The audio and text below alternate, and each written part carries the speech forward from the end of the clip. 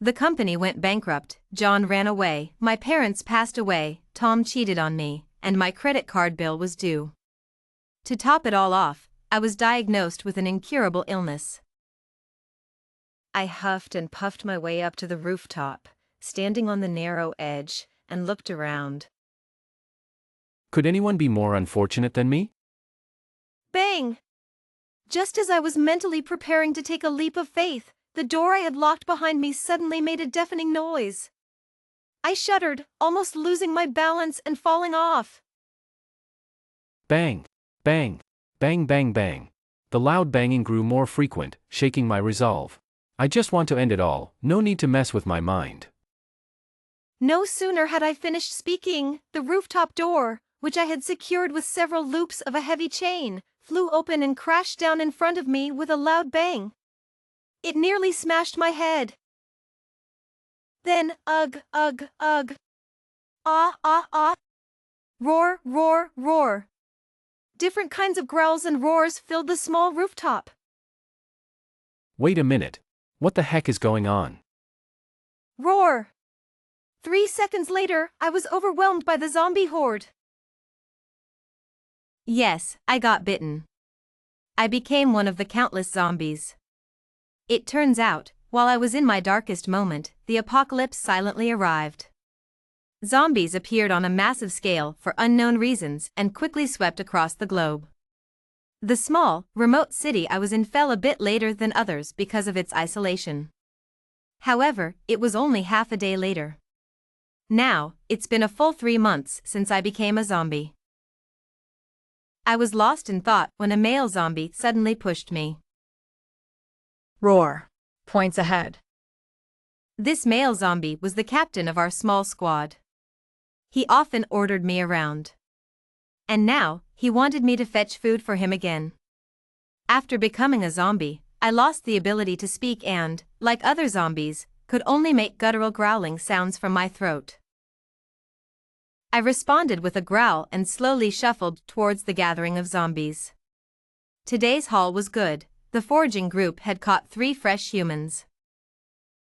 Because of Captain Jack's contributions, he got an arm and 2 legs. I carried the bloody limbs back, my instinctual craving for blood making it hard to resist the urge to devour the food in my arms. Roar. But before I could take a bite, Captain Jack lunged at me. He reeked of decay as he snatched the limbs away. Sigh. The food I almost had was gone just like that.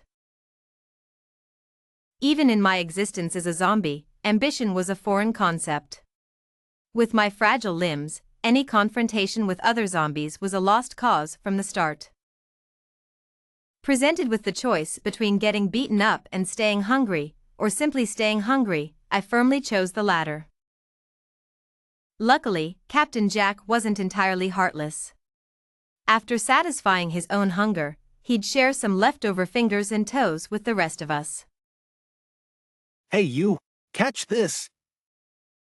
I was fortunate enough to receive a plump, round big toe. Ugh. Holding the toe joyfully, I was ready to feast when a strong male zombie blocked my path. His pale, grayish eyes fixated on my food. Hand it over. The male zombie slowly extended his hand, palm open, in front of me. Clearly, he was here to rob me. Can I have some too? A young zombie stood beside him, blinking its lifeless eyes, also staring longingly at my food. Well, there goes my meal. I obediently handed over the toe and walked away, clutching my stomach. Roar.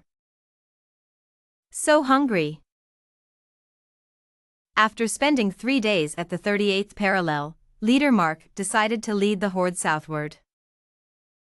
The humans in this place had either become one of us, like Emily, or ended up as our meal.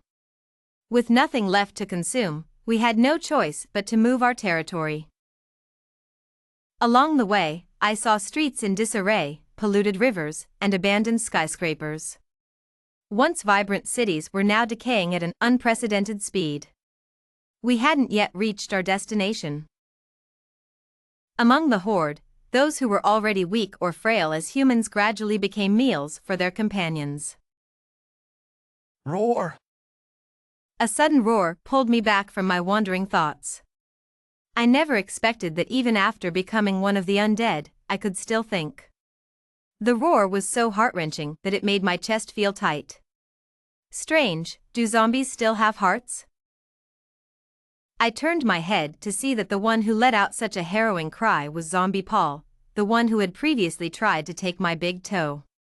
He was surrounded by a dozen other zombies, yet he desperately protected the little zombie in his arms. I knew that was his child. Even though Zombie Paul was one of the stronger ones in the horde, he couldn't fight off so many. He was quickly overpowered by the others, and as for his child, I watched helplessly as the little zombie, crying out incessantly, was grabbed by the head and limbs by the other zombies. No! His voice echoed through the desolate streets, but there was nothing any of us could do. The scene was harrowing. Zombie Paul, witnessing the child being attacked, finally snapped. Roar! With a fierce determination, Zombie Paul threw off the zombies, pinning him down, and charged at the one threatening his child. He moved swiftly, dodging left and right. No zombie could halt his advance. Despite their strength, they all moved sluggishly compared to him. I must save the child. Unfortunately, Zombie Paul's effort was in vain. Though he managed to retrieve the child, he was quickly overpowered by several evolved zombies. This was the moment I first saw Leader Mark. His movements were different from ours, more coordinated. His skin was covered in intricate web-like patterns, and he possessed expressions. No, please. Even more shocking, Leader Mark could speak. Kill, eat. Those two words sealed Zombie Paul's fate. I stood at the edge of the horde, watching in horror as they tore into him. Amidst the howls of the horde, Zombie Paul was reduced to a scattered pile of flesh. Living beings were becoming increasingly scarce. The massive horde of the undead had turned into the leader's mobile food supply. And me. I couldn't lift a hand or shoulder a burden. Whether in fights or food scrambles, I was never a match for anyone else. I was practically the perfect candidate to become food. After witnessing Zombie Paul's grim fate, I made a resolute decision to leave this enormous horde on a sunny day. Turning into a zombie was one thing, but I didn't want to end up as another zombie's meal.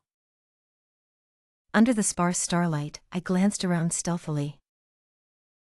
Forget waiting for a sunny day. Today would have to do. I tiptoed to my feet. Carefully, amidst the rising and falling snores around me, I moved slowly and stiffly towards the edge of the horde. How strange, do zombies actually snore? But I couldn't afford to dwell on that now. I had to leave before the horde woke up. Although, I hadn't figured out how I, alone and unaided, would manage to find food after leaving the horde. Even though zombies could survive without eating or drinking. Roar! Goodbye, my first zombie horde. I'm off to save my life. With a final glance back, Paul disappeared into the darkness, determined to forge his own path. Huff, huff! I struggled to control my stiff and uncoordinated limbs, navigating through the forest terrain. Rats. The moment I saw those little creatures, my eyes lit up, and there were more than just one. They must have built a nest here. Judging by the sounds, there were at least 7 or 8 of them. My stomach, empty for 3 or 4 days, growled in timely protest. It was absurd. Even as a zombie, I still felt hunger. Crunch. Seizing the moment as the rats scurried around my feet, I suddenly lifted my foot and stomped down, crushing 2 of them. Another one, with a crippled leg, limped away in a desperate escape. Whimpering, I gnawed on the flailing rat, tears welling up in my eyes. It was delicious. But just as I was feasting, a voice filled with fear and a hint of excitement suddenly rang in my ears. Boss Mike, come quick. There's a live zombie here. Startled, I turned my head slowly, only to find myself staring down the barrel of a gun. Well, what do we have here? A zombie feasting on rats? I tried to speak, but no words came out. My throat seemed to have forgotten how to form sounds. Should we take it down, boss? Hold on. This one looks different. It seems aware. Desperately, I tried to convey some sign of understanding, anything to show that I wasn't a threat. Lower your weapon. Let's see what it's capable of. The gun barrel moved away from my face. I let out a breath I didn't know I was holding. Are you sure about this, boss? Yes, we might learn something valuable. Let's take it back to camp. Maybe, just maybe, this encounter wouldn't end in disaster. Heaven and earth bear witness. I am just a weak, pitiful, and helpless zombie.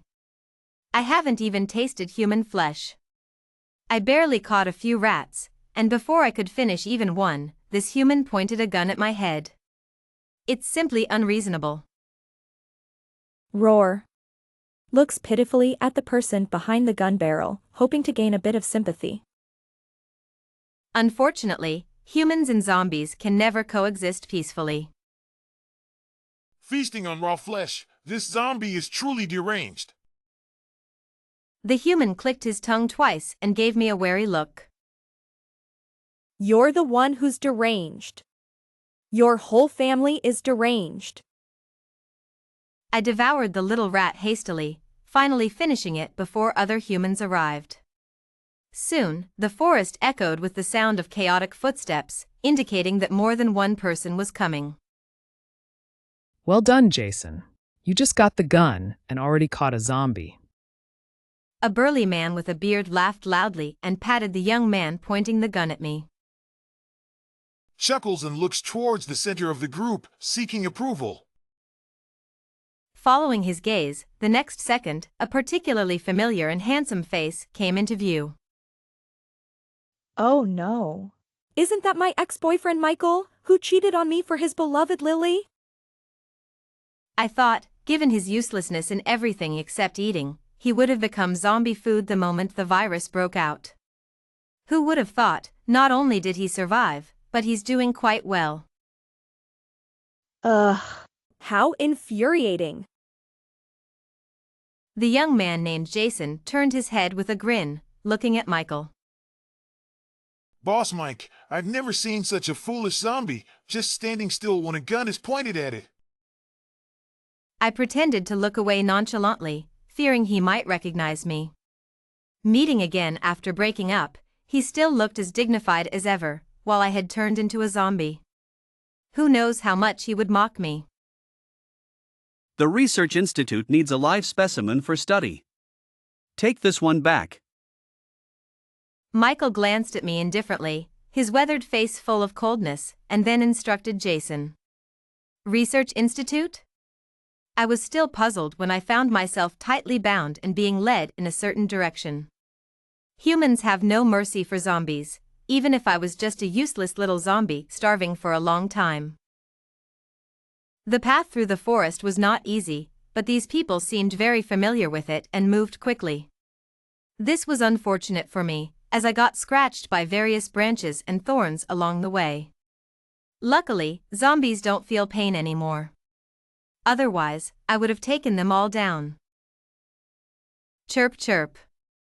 A little sparrow joyfully circled above my head, and I slowly looked up at it. Ah, so plump, I really want to eat it. Just as I was drooling over the sparrow, Jason's voice rang in my ears again. Boss Mike, are you going out to look for people again today? Look for people? I looked at the back of Michael's head in confusion, and then heard his voice. Yes. Although it was just a simple word, having been in a relationship for 3 years, I could still sense his deep melancholy, tinged with a hint of gloom. I saw Jason exchange a glance with the bearded man. The bearded man shrugged, showing a helpless expression. Boss Mike, according to the special search team, there's another group of zombies in our area. Not only are they more numerous than before, but their leader can even speak human language. Maybe you should wait a bit longer before going? Michael fell silent. I saw his hand continuously rubbing the cold barrel of his gun. After a long while, as if something suddenly occurred to him, he let out a soft laugh. When he spoke again, his voice was so gentle it seemed like it could melt. No, she's very timid. Who knows where she might be hiding and crying right now? Timid? Well, his delicate and fragile Lily was indeed not very brave. Every time we went to a haunted house together, she was always the one who got scared the most. It seemed Michael had deep feelings for his Lily. Even in the apocalypse, he hadn't given up on her. Boss Mike, have you considered that she hasn't shown up for so long? It's very likely that she might already be. Jason didn't finish his sentence. But even I, a zombie with a shrinking brain, could understand his implication. That Lily was very likely already gone. Michael's voice, which had been infinitely gentle just moments ago, suddenly turned fiercely menacing. Zach! I watched in shock as he grabbed Jason by the collar, his expression dark and menacing. She's still alive! I have to save her! With their movements, I was inadvertently pulled along, nearly stumbling face first into the ground. As I struggled to steady myself, I couldn't help but mentally curse him. Ugh, you heartless jerk, only thinking about your precious Lily. I wasted 3 good years of my life on you, even during a zombie apocalypse, I never forgot you. And you just turned around and forgot all about me. Those 3 years of risking everything for love were all in vain. Boss Mike! I misspoke! It's my fault! She's definitely still alive! Hearing this, Michael's expression finally softened a bit. I couldn't help but roll my eyes. Hey, this zombie can roll its eyes. Not content with just shouting, he even had the audacity to poke my mud-covered face. I couldn't help but roll my eyes again. It did it again. Boss, come and see. Hearing him call out to Michael, I quickly masked my impatience and returned to the dazed look I had when they first found me. Strong, you must be seeing things. Zombies, those brainless creatures, can't possibly roll their eyes. Great, that's the second time he's called me brainless. Once I figure out how to untie these ropes, I'm definitely going to deal with this loudmouth. The research institute wasn't far from where I had been catching mice. After stumbling along with the team for about an hour, we finally arrived. Outside the institute stood a towering, camouflaged metal wall that blended seamlessly with the surrounding trees. The wall was covered with electric grids, and with the flip of a switch, not only would the grids activate, but the 5-meter-high metal wall would also turn into a lethal electric barrier.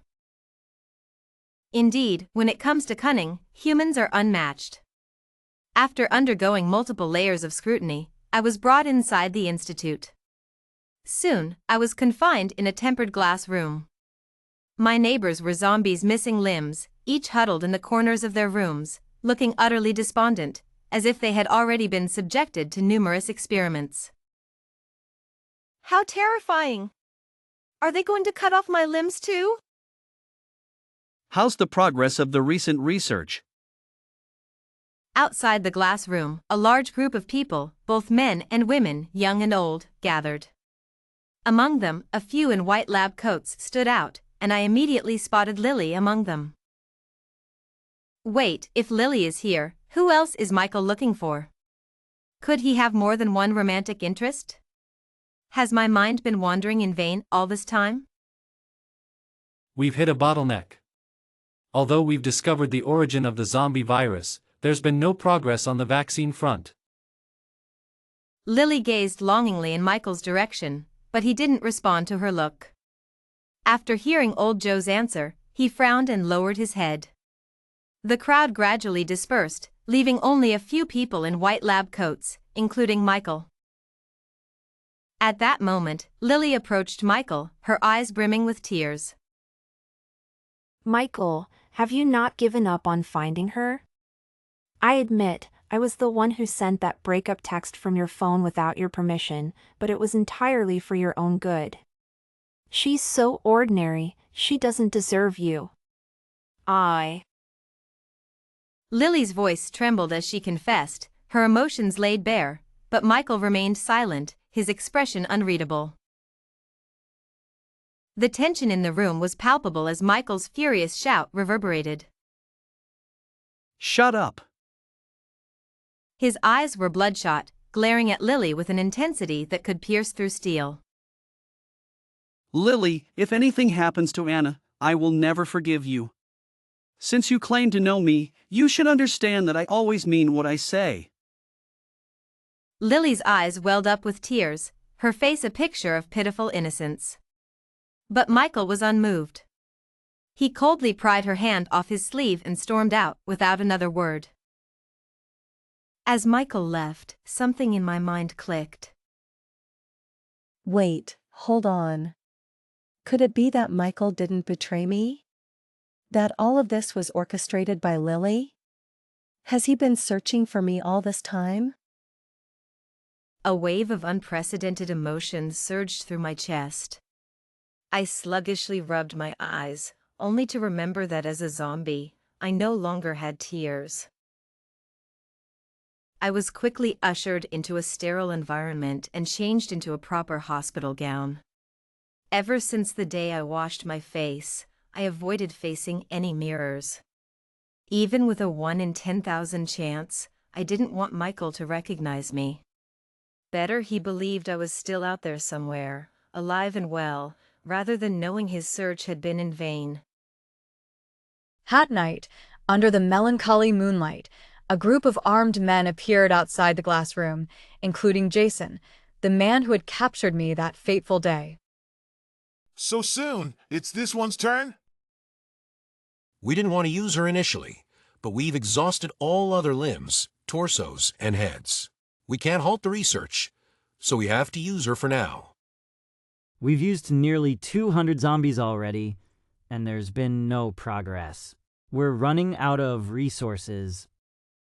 There's no other way. If we can develop a vaccine against the virus, we'll all be saved, right? As they chatted, they opened the glass room where I was confined. Jason, holding a gun, greeted me cheerfully. Hey, I didn't realize you look quite pretty when you're cleaned up. I ignored him and slowly followed the others out. Suddenly, Jason grabbed my arm. Wait a minute. Why do you look so familiar to me? My heart skipped a beat. Could it be that Michael had shown him my photo? Jason, are you serious? You'd even go for a female zombie? There are plenty of women in our research facility. If you're that lonely, you could hook up with any of them. It's better than a female zombie. Fortunately, before Jason could think further, the others started teasing him. Get lost. I'm not that desperate. The banter distracted Jason, and I was led away, praying that my secret would remain safe for a little longer. My wrists and ankles were shackled, probably to prevent me from escaping. I have to say, these things are incredibly heavy. I turned into a zombie, not a weightlifter. Is this really necessary? After about 10 minutes, I was taken to the research center. As soon as I entered, I saw the strikingly noticeable Lily. I sighed inwardly.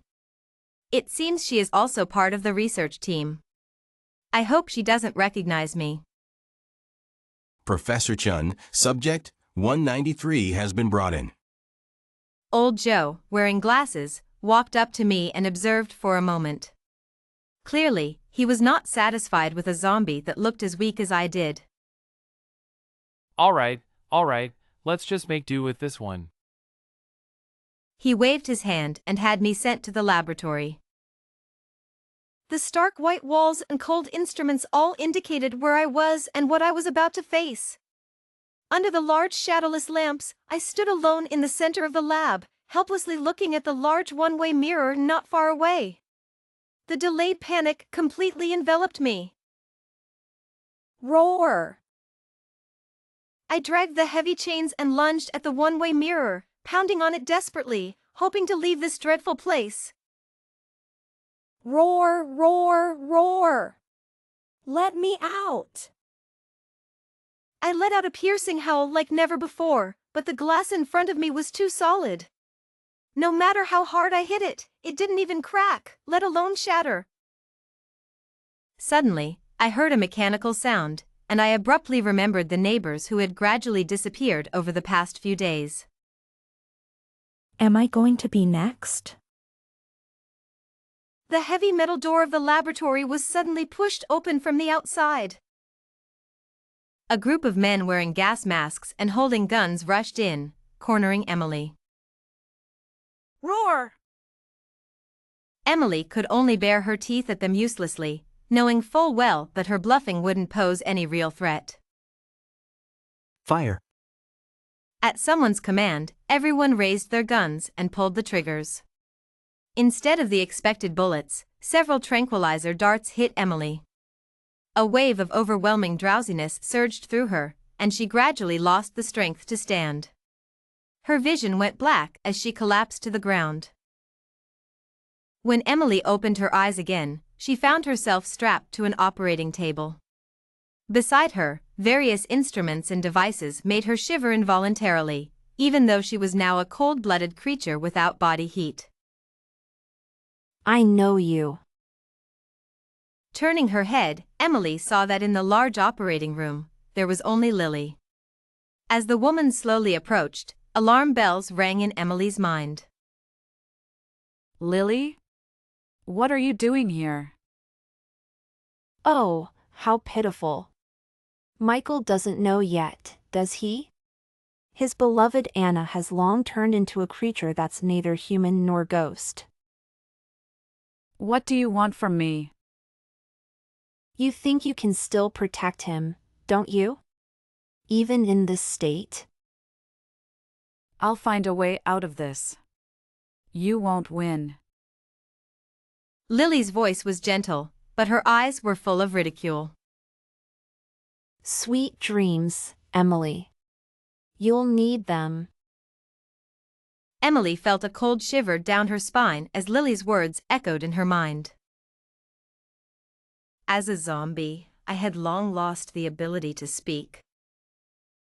Eileen's slender, pale fingers slowly traced across my face, the mockery in her eyes turning into malice.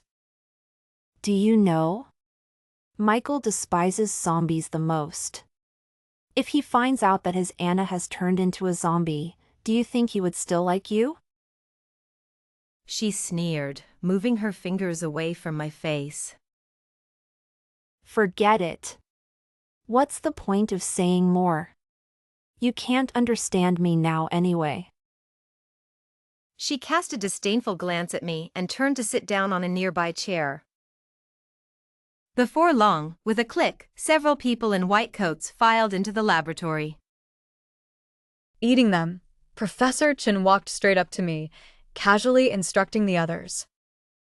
This zombie's condition is clearly worse than the previous ones. Be careful when you operate, don't end it too soon. The others responded coldly. Yes, Professor Chen. Then I saw one of them pick up a scalpel gleaming with a cold light and approach me. And the next second, he made a swift cut on my wrist.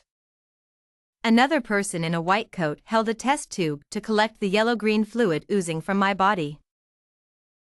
The blood color is the same as before. Professor Chen sighed, then waved his hand at the others. Just like before, start from the abdominal cavity. I need to confirm if its organs have also turned into fluid like the previous ones. As he finished speaking, the person holding the scalpel reached towards my abdomen again. To humans, I, having turned into a zombie, was no longer one of them. They could wield their knives against me without hesitation, dismembering any zombie's limbs or even head without blinking an eye. Zombies were only fit to be experimental subjects for humans to conquer the virus. I lay on the cold bed, at their mercy, while Lily sat not far away with a smile on her lips. Like a victor, Captain Jack stormed into the room, determined to stop whatever was happening inside. Captain Jack, Professor Chen is conducting an experiment inside. You can't go in. The scalpel, poised to cut into my ashen skin, halted just a centimeter away. Suddenly, a loud shout echoed from outside the operating room, followed by hurried and heavy footsteps. The door burst open with a resounding bang, and Michael, cloaked in fury and with a grim expression, stormed in. His gaze swept past everyone present and fixed firmly on me. What is going on here? My heart trembled. Oh no, has he recognized me? Lily's face changed drastically, and she stood up to stop Michael. She prided herself on understanding him and must have sensed something. Michael, you. But before she could get close, Michael shot her a cold glance and then strode towards me. Captain Jack, what is the meaning of this? Professor Chen stepped forward in time, blocking Michael's path. Though I couldn't see his expression, I could tell from his tone that he was in a foul mood. Michael, however, didn't even look at Professor Chen. His eyes remained locked on me, lying on the operating table. Step aside, Professor. This experiment is over. Feeling guilty, I averted my gaze, unable to meet his eyes. Now I was certain he was here for me. But how did he recognize me? He was so indifferent when he captured me before. In a flash, I remembered Jason. Michael bypassed Professor Chen and walked straight to the operating table. Move aside. The person in the white coat holding the scalpel immediately stepped aside, intimidated by Michael's cold glance. Michael stared at Emily, his eyes filled with alarming red veins. He glanced at the locks securing Emily's limbs and neck, then turned to Lily. Unlock them. Unable to withstand his fierce gaze, Lily trembled as she took out the keys and walked towards them. But before she could reach them, Professor Chen snatched the keys from her hand, his expression dark as he looked at Michael. Michael, I know you played a crucial role in capturing those hundreds of zombies in the past, but we are now at a critical stage in our research. I don't want you to do anything irrational that would render all our efforts futile. By doing this, you are disregarding the survival of all humanity. Emily couldn't believe that she, a mere individual, could be so important. Michael had his back to Emily, but even so, she could feel the anger surging from within him. The survival of humanity has nothing to do with me. Professor Chen, who had just been speaking so righteously, was stunned, unable to believe Michael could say something so heartless. Michael took another step forward. After all, the professor was just an elderly, frail researcher. After a few minutes of confrontation, he eventually conceded. Emily saw his hand, trembling slightly, lift the keys. Before handing them to Michael, he made one last attempt to persuade him. Captain Jack, I hope you won't regret what you're doing today. Michael didn't respond. He simply took the keys from Professor Chen's hand and then turned to Emily. His eyes moist, he gently brushed her hair, his voice trembling uncontrollably. Anna, don't be afraid. I'm here to save you. Michael unlocked the restraints and lifted me horizontally. Our throats, through which blood flowed, were mere inches apart, but I fought hard to suppress my instincts. As compensation for today, I'll bring back 5 more zombies for the Research Institute. After that, I'll leave with Anna. With those words, he carried me out of the operating room. Behind us, I saw Lily's eyes widen in disbelief, and the stunned faces of the other lab-coated figures. Put me down, Michael. We've already broken up. What you're doing feels no different from harassment.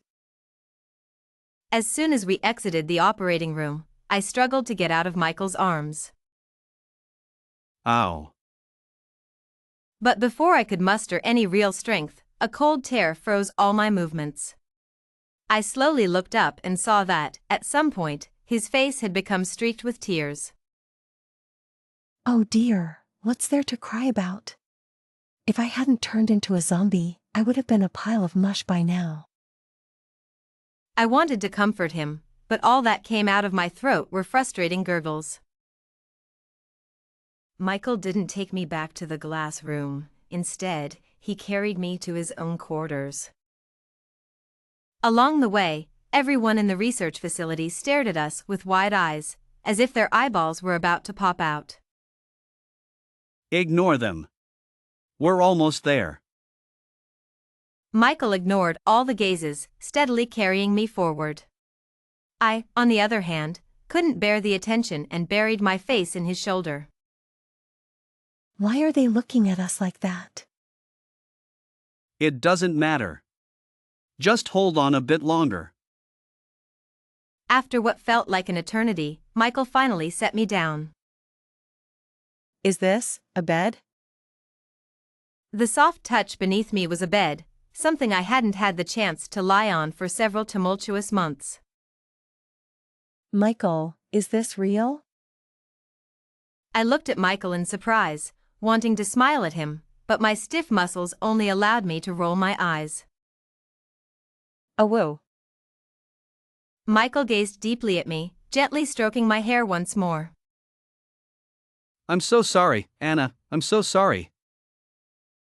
Just when I thought he was about to say something, he suddenly pulled me into a tight embrace, as if he wanted to merge me into his very being. His voice was hoarse and choked with emotion, large teardrops falling onto my exposed skin, sliding down my collar and into my emaciated back. Michael, it's okay. I wanted to comfort him, to tell him that becoming a zombie wasn't so bad after all. But I still couldn't utter a single word. Maybe if I... In the end, I slowly lifted my stiff arm and gently patted his hunched back. His body tensed up sharply, then he hugged me even tighter. Sigh. He's a grown man, why is he crying like this? His tears almost made me want to cry too. What a pity, zombies don't have tears. John arranged for me to stay at his place, and then he disappeared for a few days. During John's absence, Jason came to see me once. It's really you, Emily. Unlike others at the base who were filled with hostility towards me, Jason's eyes even showed a hint of relief when he looked at me. I was wearing a floral dress that John had specially found for me, sitting on the soft bed, tilting my head in confusion as I looked at Jason. Emily, you should have seen it. When Boss Mike first came to the base, he was like a walking corpse. Every day, all he did was look for you or fight zombies. Once, he almost got infected. Meeting my gaze, Jason chuckled and shook his head, then began to recount bits and pieces of his time with John over the past few months. Boss Mike always carried your photo with him. Whenever he wasn't out, he would just stare at your picture. If anyone dared to say you were gone or had turned into a zombie, his expression would be like he was ready to eat someone. I only managed to sneak a peek at your photo a few times, and I almost got beaten up by Boss Mike for it. The day he brought you back, he thanked me several times in person and even gave me the Browning he had been carrying since he joined the Research Institute. Jason was a very chatty person. Even if I couldn't respond to him, he could talk to himself for hours. At first, I didn't understand why. Later, he accidentally let it slip, and I found out. It turned out that John was worried that after he left, others at the Research Institute might harm me, so he specifically asked Jason to watch over me. 8 days later, John returned, covered in wounds. I could smell the distinct stench of zombie blood on him. Anna, I'm back. John hugged me again. He was now incredibly clingy, a complete contrast to the aloof demeanor he had before. Jason approached, his eyes filled with unease. Boss Mike, are you really going to take her away? Michael continued to wipe Anna's face in silence, nodding slightly. Jason scratched his hair, which looked like a bird's nest, exuding a sense of agitation from head to toe. Anna knew he didn't want Michael to leave. In fact, no one in the Research Institute wanted Michael to leave. They only wanted her to leave. Boss Mike, Professor Chen already relented a couple of days ago. He said as long as she doesn't harm anyone, she can stay. There's no need for you to leave. The warm towel paused on Anna's forehead for a moment. Michael turned to look at Jason with a peculiar expression. Do they think I'm worried about Anna harming people, and that's why I'm taking her away? Jason nodded blankly. It wasn't just him, not just the others in the Research Institute. Even Anna thought the same. After all, to humans, zombies are still too dangerous. As a zombie herself, she was well aware of this. Although, she considered herself a rather harmless one. Out of nowhere, Michael let out a short laugh. He carefully finished wiping Anna's face and then wrapped her left hand in the warm towel. No, Jason, it's not about that. I have my reasons, but they have nothing to do with fearing Anna. Then why, Boss Mike? Why take her away if there's no danger? Because I believe Anna deserves a chance to live, not just survive. And this place, it's not where she can truly live. The room fell silent as Jason processed Michael's words, and Anna felt a strange warmth in her chest, even though she was just a harmless zombie. Michael's deep voice slowly resonated through the room. They misunderstood. I don't care if Anna might hurt someone. I don't believe they can truly accept her. Jason's expression froze. I blinked my vacant eyes, showing that I didn't quite understand Michael's words.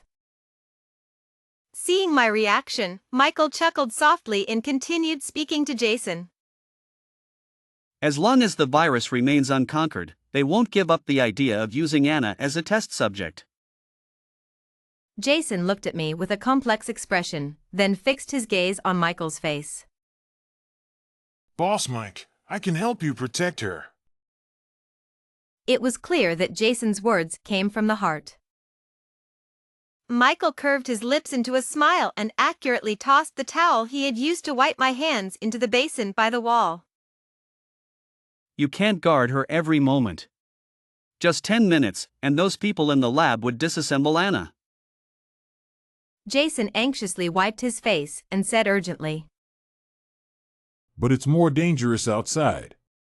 We've encountered cannibalistic zombies before. Boss Mike, even if we leave the research facility, there's no truly safe place in this world now. I could see that Jason was genuinely worried about Michael's safety. Jason was right. If we completely left the research facility, this zombie-infested world would be full of dangers for Michael.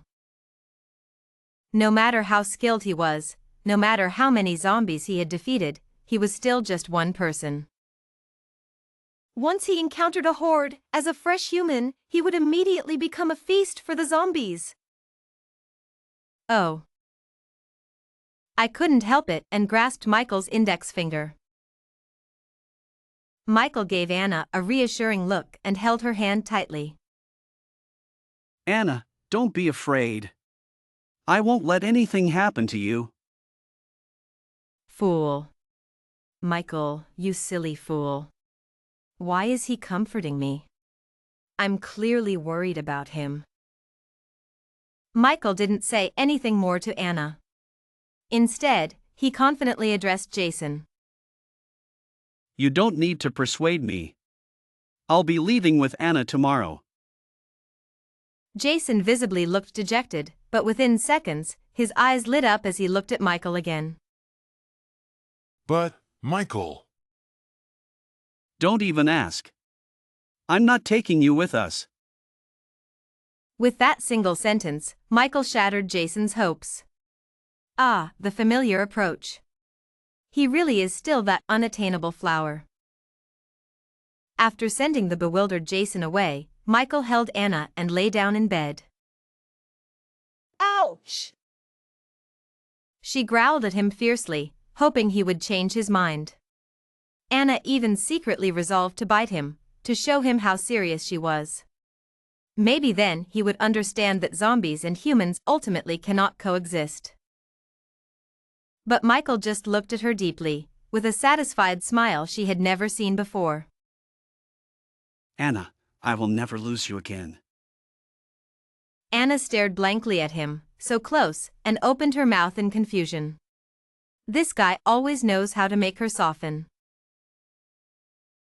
In the early hours of the morning, Anna opened her eyes and gazed deeply at Michael's sleeping face, wanting to etch his image into the depths of her mind. Michael. Confronted with Michael's stubbornness, her mind, though limited, thought of nothing better than to sneak away alone. But before she could even get out of bed, Michael, who had been sleeping soundly, suddenly opened his eyes, startling her. Anna! Michael grabbed her wrist, which was resting on the edge of the bed, his dark eyes staring intently at her. Ouch. What are you trying to do? He held her wrist so tightly that if she could still feel pain, it would surely be excruciating. He pulled her into his arms, holding her tightly against his chest. After a long moment, he finally loosened his grip, only to cup her face in his hands. I told you, I won't lose you again, Anna. Please, don't go! His hoarse voice was filled with fear, as if losing her again would be unbearable for him. Anna couldn't understand how he could still look at her with such deep affection, despite her pale, grayish face. Don't be afraid. If their roles were reversed, she didn't think she could do it. In his shocked gaze, I suddenly realized something. I could speak. Anna! Michael cried tears of joy and embraced me once more. In the overwhelming joy, I even forgot about escaping. Just like that, I was held in his arms and slept until dawn. Anna, the researchers haven't completely given up on studying you. Later, don't speak in front of them, okay? Before leaving, Michael caressed my cheek and reminded me. I slowly nodded, then asked, Jason. Michael smiled and ruffled my hair gently. You can't either. If he slips up, Anna will be in danger. I nodded again, indicating I remembered his words. After packing our bags, Michael and I intertwined our fingers and walked out of his room. On the way out of the research facility, I saw naked and intense hatred in the eyes of those humans. If it weren't for Michael, they would have definitely rushed up and torn me apart with their own hands. They hated me for taking Michael away. For taking away the most valiant warrior the research facility had seen in months. Sensing my fear, Michael turned and held my shoulder. Anna, don't be afraid.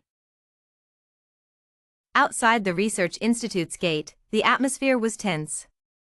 Professor Chen looked at Michael with a complex expression, while Lily stood beside him, her eyes red and swollen. Are you really sure about this? Professor Chen asked Michael, holding back his emotions. Yes. Michael didn't speak much, only nodded with a blank expression. Lily seemed to want to say something but hesitated. Finally, she stepped forward, looking pitifully at Michael. Michael, are you really going to abandon the Institute? Just for such a monster. Lily. Michael's eyes darkened as he looked at her, forcing Lily to take a step back.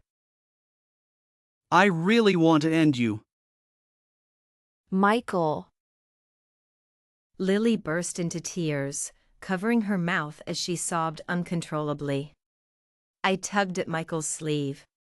He couldn't harm anyone now. It had taken all my strength to restrain myself from reacting. If I sensed any more tension, I would definitely lose control. It's okay, Michael. Michael gently pressed my shoulder, his voice unusually soft. It's okay, Anna. I stole a glance at Lily and saw that she was almost crying herself to despair. If she had known things would turn out this way, would she still have sent that message back then?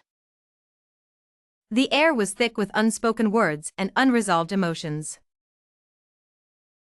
Bidding farewell to the people at the Research Institute, Michael led Emily towards the edge of the forest. This time, he was extremely cautious, protecting her every step of the way.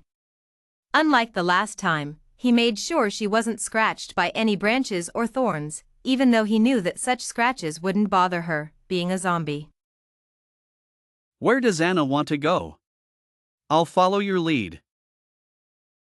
After a difficult trek through the forest, Michael stopped and looked down at her. Emily thought for a long time, and memories of her hometown suddenly flooded her mind. Despite leaving that sorrowful place after her parents' unexpected passing, at this moment, she felt a strong urge to return and see the city once more. Home. Michael immediately understood her. He gently kissed her on the cheek. All right, I'll take Anna home. They walked towards the sunrise, heading north all the way. As expected, we encountered several hordes of the undead. Our supplies were exhausted, and we were surrounded by the overwhelming tide of zombies. We can't hold them off much longer. What do we do? In a desperate move, I bit Michael, turning him into one of the undead. What have you done to me? Michael proved to be incredibly formidable. Not only did he take down the leader of that horde, but he also became the new leader. He even managed to gather more and more hordes, becoming the undisputed zombie boss. Look at this, we have an army now. We are unstoppable. As for me, I finally fulfilled my wish from when I was still human. I became a true, carefree zombie, living a life of leisure. Additionally, I confirmed one thing. Even when faced with Michael's ashen face, I still felt my heart race for him, just like the first time we met. We'll always be together, no matter what form we take. After years of struggling, humans finally developed a vaccine to combat the zombie virus and began their counterattack. They think they can defeat us with their new weapons? Under the powerful assault of their weapons, the massive zombie hordes became vulnerable. It's been a long fight. Maybe it's time we rest. In the final battle, Michael and I stood side by side, facing the end of the zombies. No matter what happens, we faced it together. And so, we faced the end together.